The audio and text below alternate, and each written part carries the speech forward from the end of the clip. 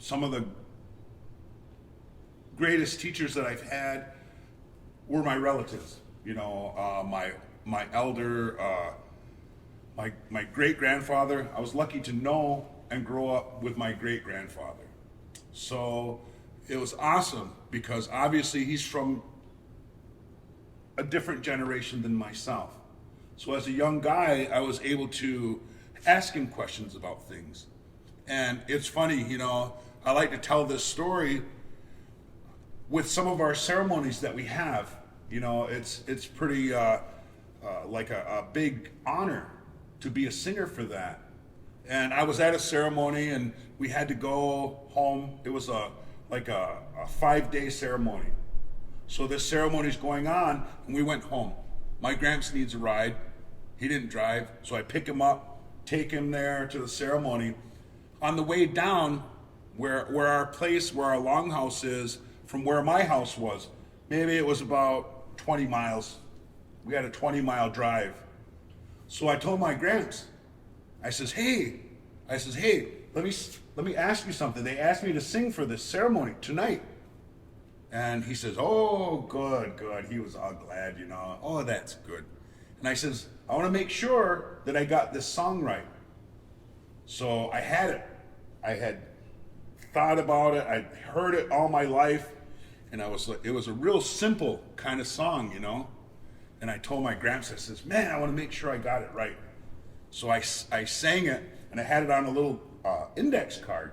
I had scribbled it out, wrote it out, just a young guy in my 20s, and my gramps, is riding by me, smoking cigarettes, and he goes, I sang that song, he goes, oh. He says, give me your card. Grabbed my card, he scratched it out, what I wrote on there, and he wrote it in his own handwriting.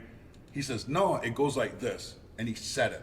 He made sure he made me sing it back to him before we got there. By the time we got there, I had it down. I was like, all right, I got the right words, and it was one of these songs that's just like really like repetitious, but real simple.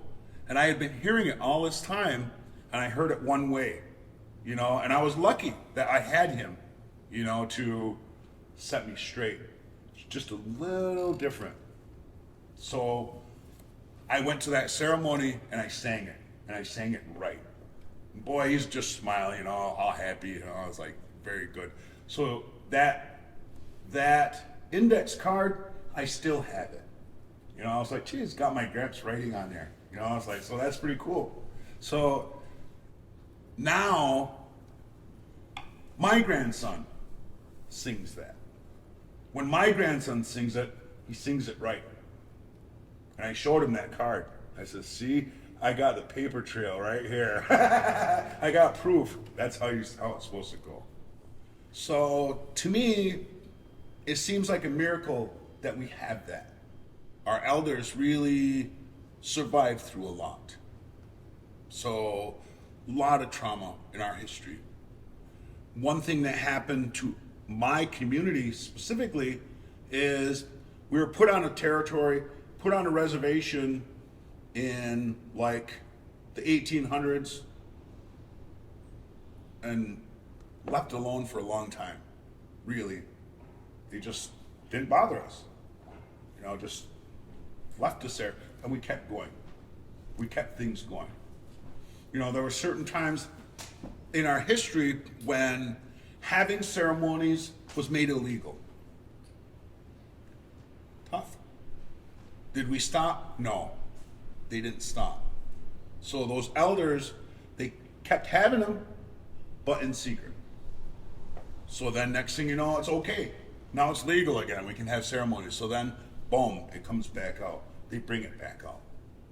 So I think for us, for my people, this is a strong, powerful gift from our ancestors that they made sure that we still have it. So that's what I tell my kids. I tell them that. I teach them that. And I teach them that, they struggled so that you can have this, And it's up to them. I don't force them, but all my kids, are singers and dancers. All my grandkids are. I got one who's kind of a rebel. He'd rather play football, and he's good at football, but he can dance. You know? The other ones are just all showboats. They're into it.